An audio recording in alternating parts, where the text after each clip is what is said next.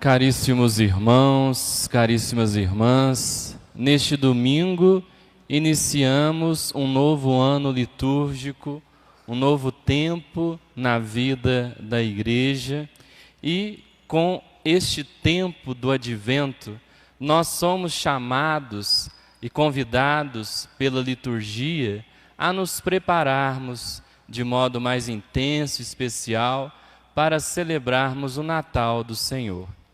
Mas também nos preparamos para acolher Jesus que vem ao nosso encontro em todos os dias da nossa vida, porque nós não podemos nunca nos esquecer que nós podemos encontrar o Senhor no nosso coração, podemos encontrá-lo nas outras pessoas com quem nos encontramos pela vida fora, mas também nós o encontraremos naquele tremendo e glorioso dia em que Ele virá definitivamente ao nosso encontro na sua vinda gloriosa.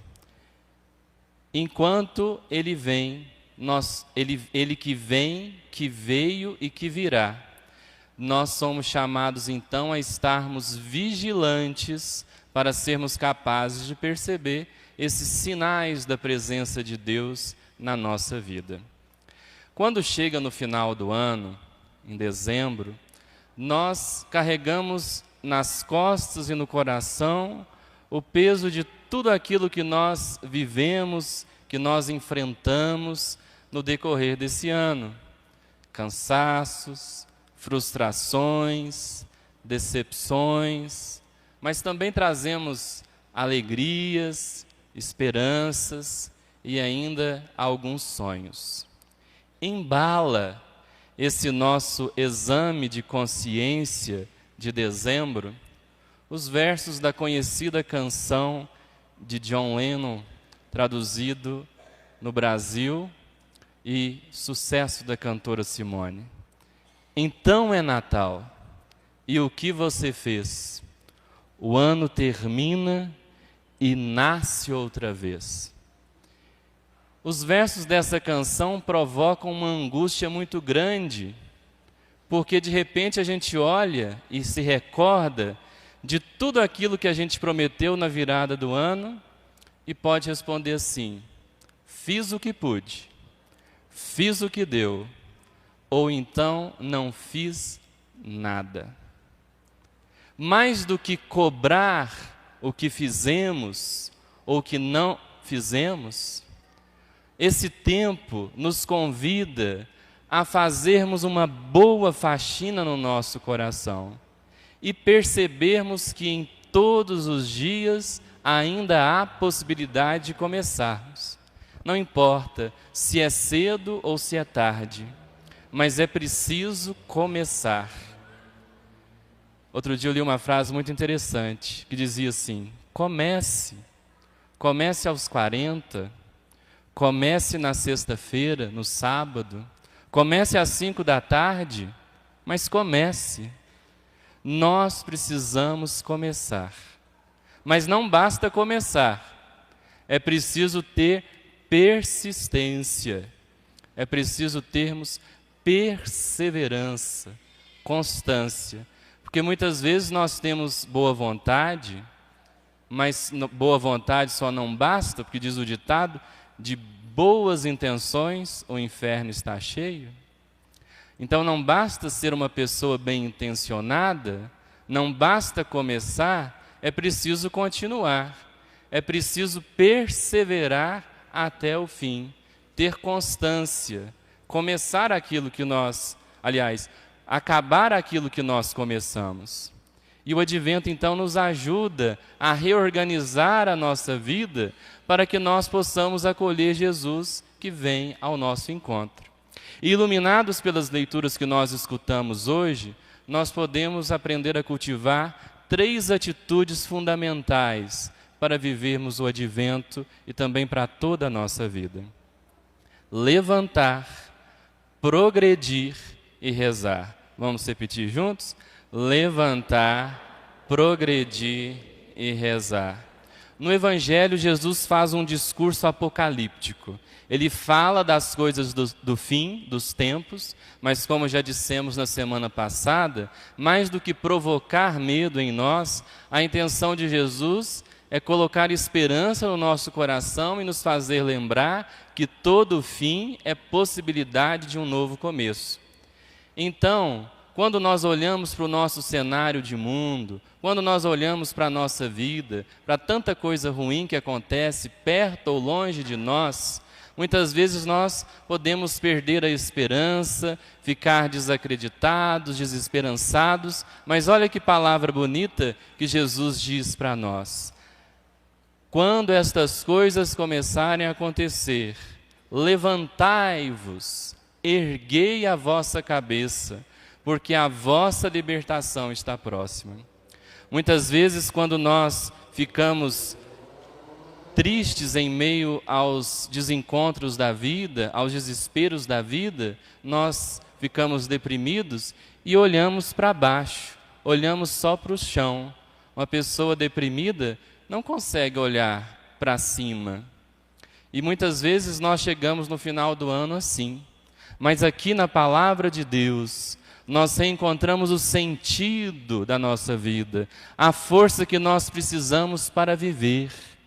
E Jesus então nos dá de novo esta esperança dos recomeços, a esperança de que apesar dos pesares, a vida é bonita e depende de cada um de nós ter essa coragem para levantar, para fazer a sua parte. Nós podemos confiar em Deus. Escutamos na primeira leitura, o Senhor é justo, Ele cumpre as suas promessas, mas nós também precisamos fazer a nossa parte. E esse é o primeiro passo, levantar, erguer a cabeça, começar. A segunda palavra, progredir. Nós escutamos na segunda leitura um trecho da carta de São Paulo aos Tessalonicenses. Essa carta é muito interessante. Ela foi escrita possivelmente no ano 45 depois de Cristo. Então, pouquinho tempo depois dos acontecimentos da paixão, morte e ressurreição de Jesus. 12, 15 anos depois. São Paulo já tinha passado lá por Tessalônica, já tinha evangelizado aquele povo, e quando ele escreveu essa carta, são duas cartas, e essa primeira carta ele escreve na cadeia. São Paulo estava preso por evangelizar.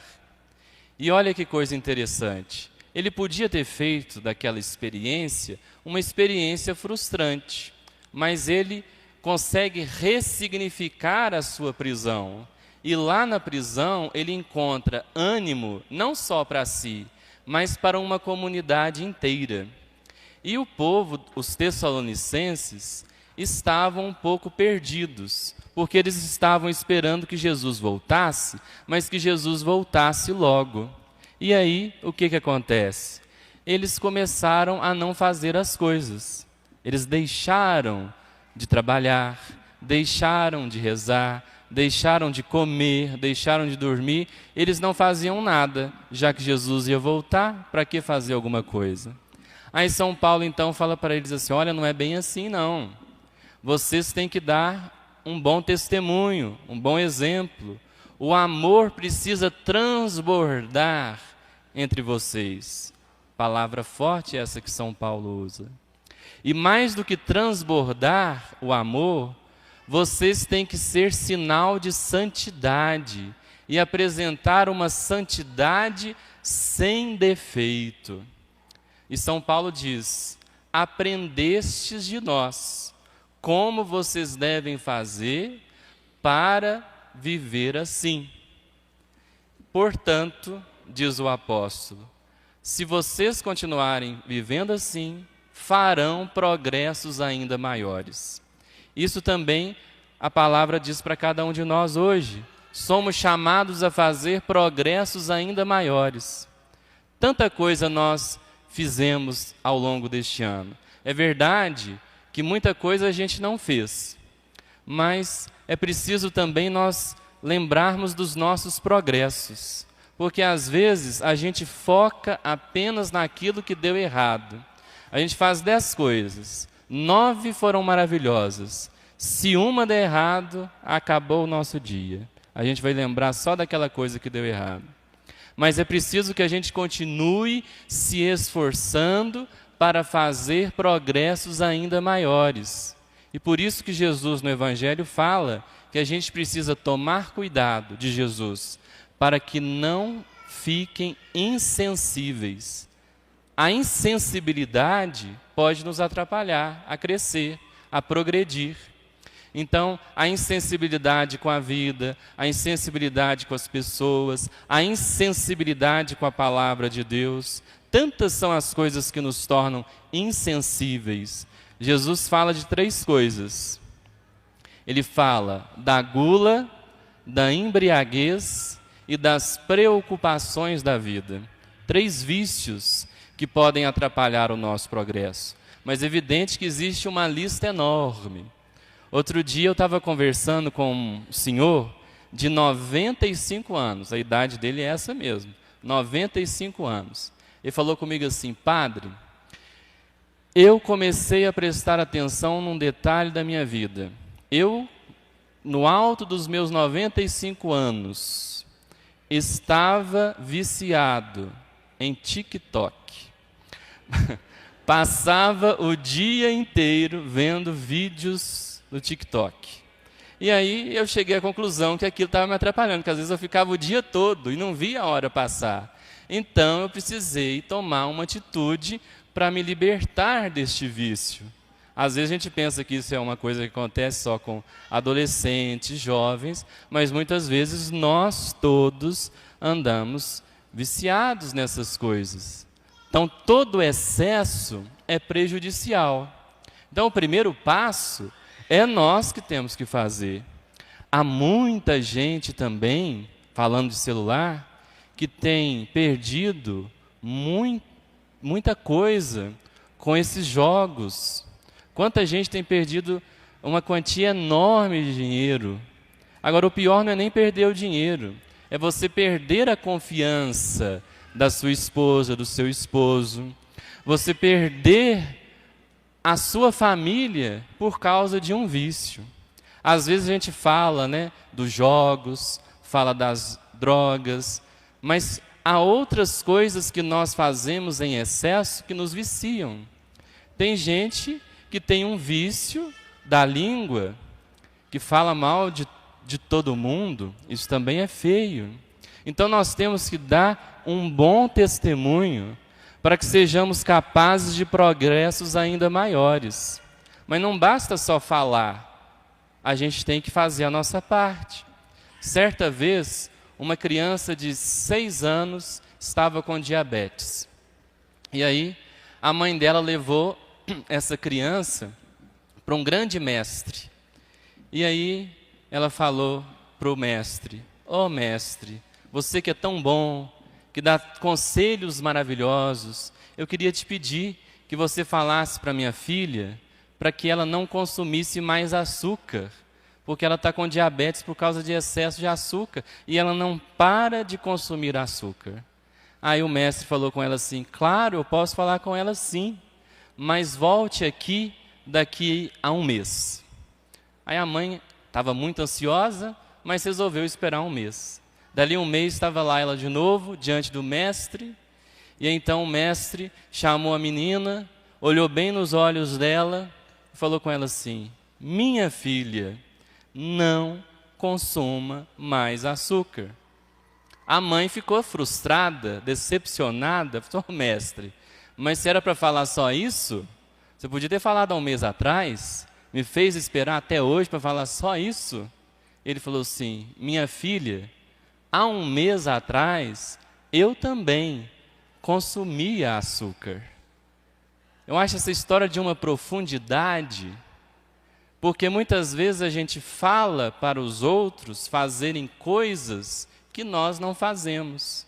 Então o advento é tempo também de nós pensarmos nisso, de procurar harmonizar a nossa vida, o nosso falar com o nosso agir.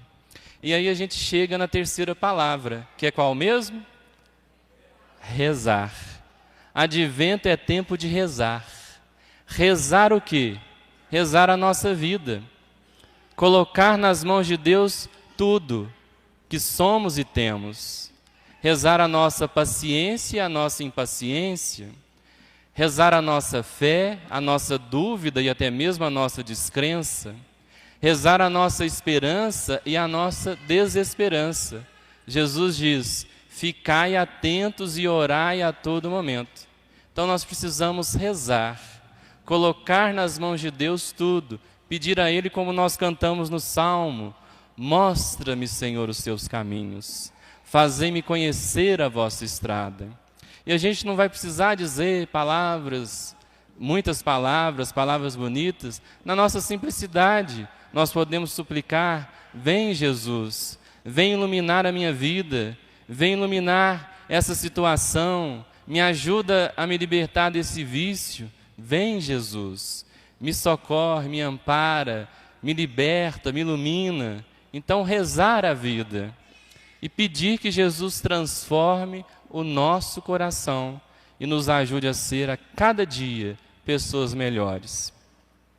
Então peçamos a Jesus que neste advento nós possamos nos levantar, sair do comodismo, fazer progressos ainda maiores na nossa vida e sempre rezar, confiar em Deus, acreditar que Ele vem ao nosso encontro, mas Ele também espera que nós saiamos ao seu encontro. Daqui a pouco nós vamos rezar no final da missa uma oração muito bonita, depois da comunhão, que diz assim: nós somos chamados a, caminhando entre as coisas que passam, nas coisas do mundo, somos chamados a abraçar as coisas que não passam.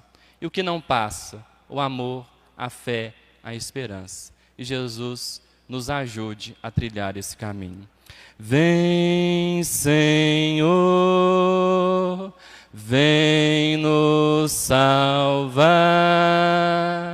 com teu povo vem caminhar.